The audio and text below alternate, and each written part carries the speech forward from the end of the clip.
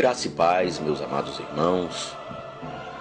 Eu venho por meio deste vídeo esclarecer e refletir com os irmãos a respeito de alguns pontos. Como base dessa explanação, eu vou ler para os irmãos uma que eu acho importante passagem para nos definir enquanto cristãos também como cidadãos, membros da sociedade em que vivemos. Romanos capítulo 13, a partir do versículo 1, diz o seguinte: todos devem sujeitar-se às autoridades governamentais, pois não há autoridade que não venha de Deus. As autoridades que existem foram por ele estabelecidas. Portanto, aquele que se rebela contra a autoridade está se colocando contra o Deus que a instituiu, e aqueles que assim procedem trazem condenação sobre si mesmos. Pois os governantes não devem ser temidos a não ser pelos que praticam o mal. Você quer viver livre do medo da autoridade? Pratique o bem, e ela o enaltecerá, pois é serva de Deus para o seu bem. Mas se você praticar o mal, tenha medo, pois ela não porta a espada sem motivo. É serva de Deus, agente da justiça, para punir quem pratica o mal. Portanto, é necessário que estejamos submissos às autoridades, não apenas por causa da possibilidade de uma punição, mas também por questão de consciência. O apóstolo Paulo nos coloca essa situação, nos definindo como filhos de Deus e cidadãos, membros da sociedade a que pertencemos. De acordo com a palavra de Deus, somos indivíduos membrados ao reino de Deus por escolha e procedimento e compulsoriamente membrados a uma sociedade, porque ninguém pode viver fora dos padrões desta sociedade.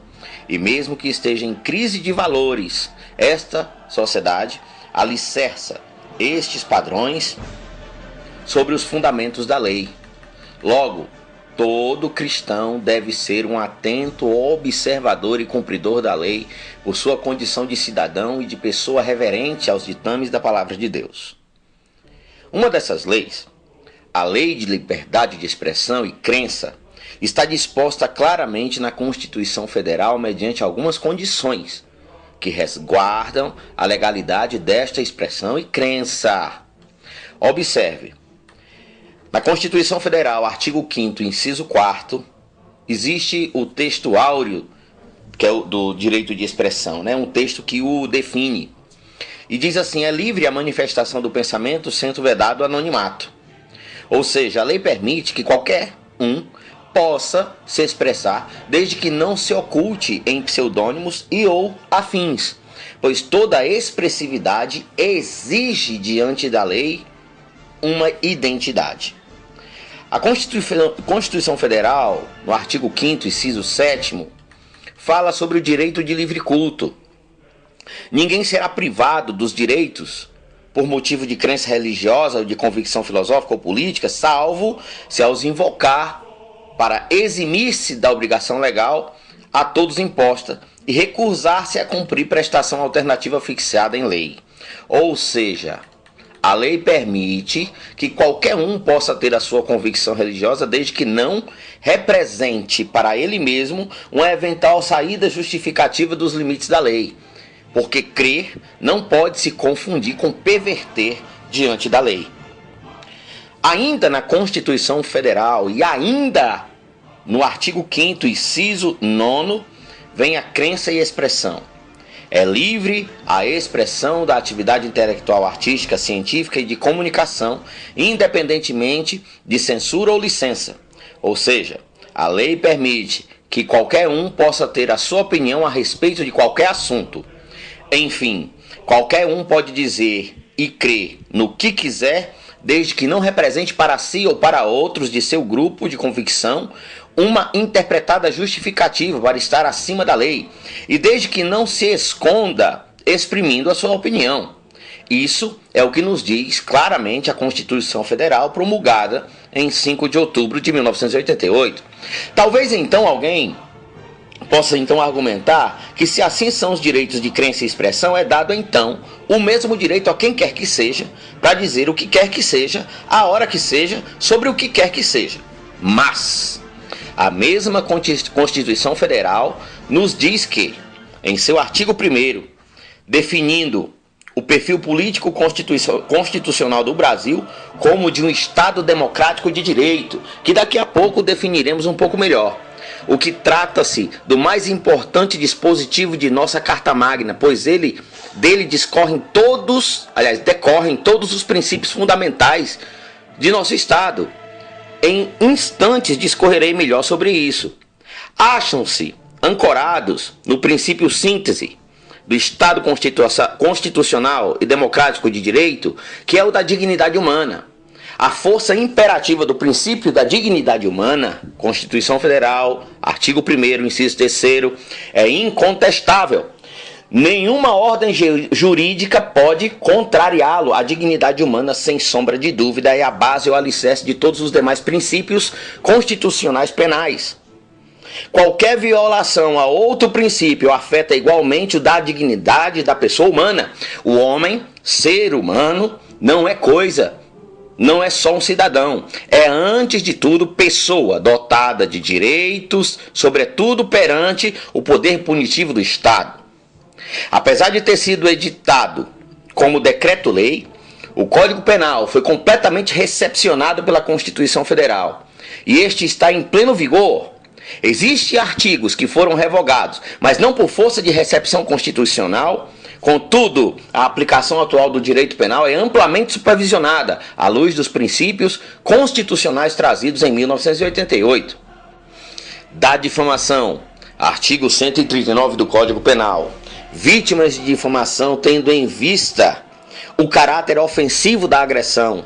Vítimas, pois toda e qualquer pessoa é dotada do atributo da honra, ou seja, proteção do bom nome e conceito. Perceba-se que a partir daqui vemos que a liberdade de expressão está legalmente limitada dentro dos padrões do fato, ou seja, da realidade. E se eu falo, sou obrigado a apresentar a fundamentação do que falo para demonstrar-se ser verdade. É limitada dentro dos perímetros morais do que não é e do que é ofensivo. Ultrapassando tais limites, configura-se crime. E isso não é uma questão de semântica ou de hermenêutica legal, mas de respeito definido e considerado pela lei. Porque, como já vimos, tais expressões não podem ser tidas como salguardos, como exceções legais, para se dizer o que bem se entende, não importando as consequências de tais manifestações. Resumindo, qualquer um de nós, como cidadãos brasileiros, somos obrigados a respeitar a opinião dos outros, mesmo que discordando, e ninguém tem o direito de ultrajar a quem quer que seja, mas todos estamos dentro dos limites definidos como de respeito e dignidade da pessoa humana. E é possível que alguém deva se perguntar: por que tantos esclarecimentos? Por que tanto detalhismo do conceito legal? Por que falar tanto de leis? Porque nós, como filhos de Deus, precisamos entender nossas leis. Porque nós que vivemos nesse país, nós vivemos em um Estado democrático de direito. O Estado democrático de direito é um conceito que designa qualquer Estado que se aplica a garantir o respeito das liberdades civis, ou seja, o respeito pelos direitos humanos e pelas garantias fundamentais através do estabelecimento de uma proteção jurídica. Ou seja, vivemos em um país regido por leis. Mesmo que muitas vezes vejamos o desrespeito a estas leis, mas nós temos a garantia e o ponto fiel de referência, que é a lei. Tudo funciona regulamentadamente através da lei. E nós, como povo de Deus, pautados pela Bíblia Sagrada, nós somos orientados a obedecer às leis e às lideranças do nosso país através do capítulo 3 de Romanos.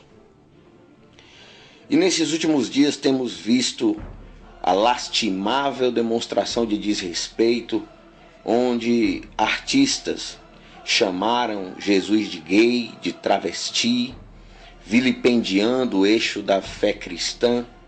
Eu queria dizer aos irmãos que, como cidadãos brasileiros, temos pleno direito de evocar algumas leis em defesa da nossa fé.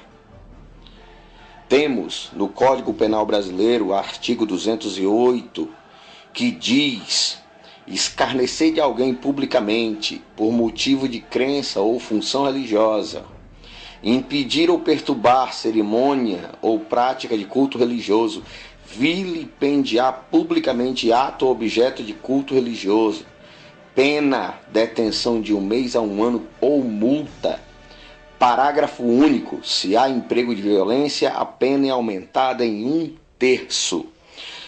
Se analisarmos esse texto do Código Penal Brasileiro, veremos que o que tem sido feito contra o eixo da fé cristã, que é a pessoa do nosso Senhor e Salvador Jesus Cristo, chamando de gay, de travesti, confrontando e afrontando todo o cristianismo, isso é vilipendiar publicamente o nosso objeto de culto, o eixo da nossa fé cristã. E isso é clara, aberta e escancarada transgressão ao artigo 208 do Código Penal Brasileiro. Você, meu irmão, minha irmã, evoque a lei. Defenda o direito de ser cristão pelo direito da lei, garantido e estabelecido pelo Estado Democrático de Direito. Não aceite o vilipêndio da nossa crença.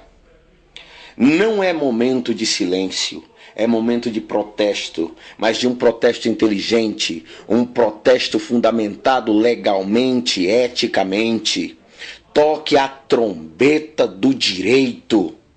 Use as armas do conhecimento, evoque toda a sabedoria da palavra de Deus e toda a funcionalidade da lei, porque se não o fizermos, seremos conhecidos como passivos diante da transgressão.